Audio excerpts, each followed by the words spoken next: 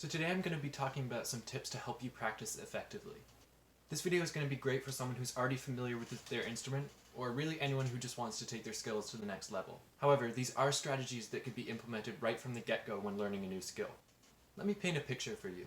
Let's say you've been playing your instrument for a few years now. In the beginning, you progressed really quickly. You were learning something new every time you picked up the instrument. As time went on though, it became increasingly difficult to learn something new. So, you find yourself playing the same old things over and over again. It was fun to play those things a little while ago, but now they're getting kind of boring. You're pretty much at the same level you were at when you learned those things in the first place. You've reached a plateau. Well, the problem might be that you're not practicing efficiently, or maybe you're not really practicing at all. In this video, I'm going to show you some tips that will get you back on track with your practicing and get you learning all sorts of new stuff that will take your playing to the next level. Tip number 1. Find the sweet spot and stay in it. When you pick up your instrument, it can be tempting to play what you already know. It's fun, you can already play it perfectly, it's easy, and it makes you feel like you're good at your instrument. Also, when you know something really well, it lets you put a lot of feeling and emotion into your playing.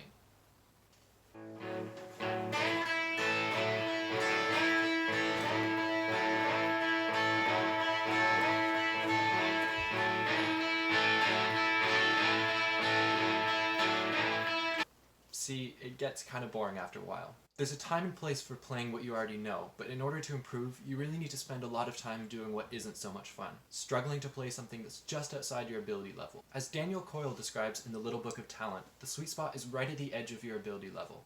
You want to avoid being in the comfort zone where everything's coming easily to you and you're not struggling at all. You also want to avoid what he calls the survival zone. This is where you're practicing things that are well outside the reach of your current skills. You're guessing a lot and you're making way more mistakes than successful attempts at what you're trying to do. The sweet spot is exactly what it sounds like. It's the difficulty that's just right to help you improve at an optimum speed. You're trying to do things that you can just about do if you really try, and you should be making lots of mistakes. Finding the sweet spot is super important for practicing. The more time you can spend in the zone where you're really pushing yourself to improve, the more efficient your practicing will be and the better you will get at your instrument. The next tip is change your mindset. I think most people have had this experience or at least can relate to it. You see someone do something at a much higher level than what you're able to do and it makes you feel bad and discouraged about your own abilities.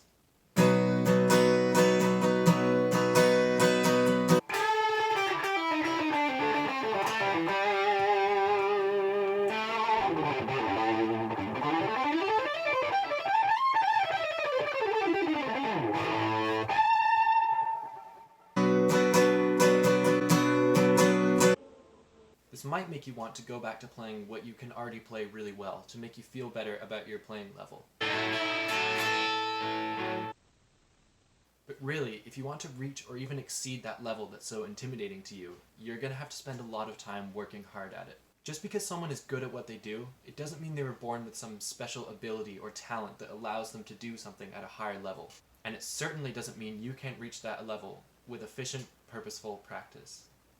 The first thing you need to do is consider your mindset. There are two mindsets when it comes to talent. The fixed mindset is the view that everyone has a set limit to their potential. According to this view, some people are born with natural talent and others are not. All you can do is try and reach that pre-decided potential that you have. The growth mindset, however, is the view that talent is not something that people are born with. It's something that could be developed and improved upon under the right circumstances and with the right kind of practice. With the growth mindset, there's no limit to how far you can take your abilities. So, if you think you may stray towards a fixed mindset, try and challenge your thinking. Next time you feel discouraged by someone else's success or your lack of natural talent, try to think about what you can do to develop your own abilities. The next tip is embrace mistakes. When you make a mistake, don't ignore it. Mistakes provide you with an opportunity to improve. That's why it's important to work in the sweet spot. That way you'll be making mistakes consistently.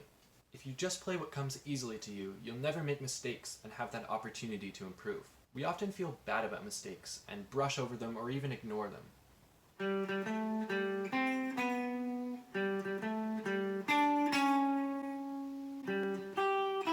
But once a mistake is made, your work is really cut out for you. Your next goal is just to fix that mistake. So, what are some strategies you can use to fix those mistakes when you come across them? Here are 2 great strategies that I use all the time and that are really effective in practicing efficiently and learning really challenging pieces of music. Tip number 1. Break the section you're struggling with into small, manageable chunks. This will help you focus in on the section you need to work on without wasting time playing the parts you already know. It also makes things much more approachable. You only need to worry about one small chunk at a time instead of stressing out about the whole piece. Tip number 2.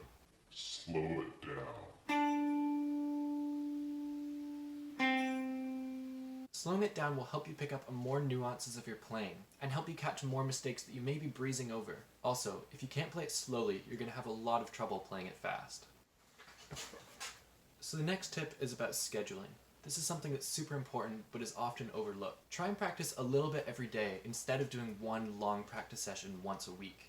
Brains grow and build new connections over time, and good quality sleep is a very important part of that process. So, having more practice sessions with good sleep in between is way better than having one long practice session. Also, make a schedule and stick to it. Hold yourself accountable and really stick to that schedule. You should try and treat your individual practice with the same importance that you'd give to a group rehearsal, work, school, or anything like that. So those are all the strategies I have for you today. If you've been stuck in a rut recently with your playing, I really think that effective practicing will help you really make some progress on your instrument and get past that plateau. Happy practicing!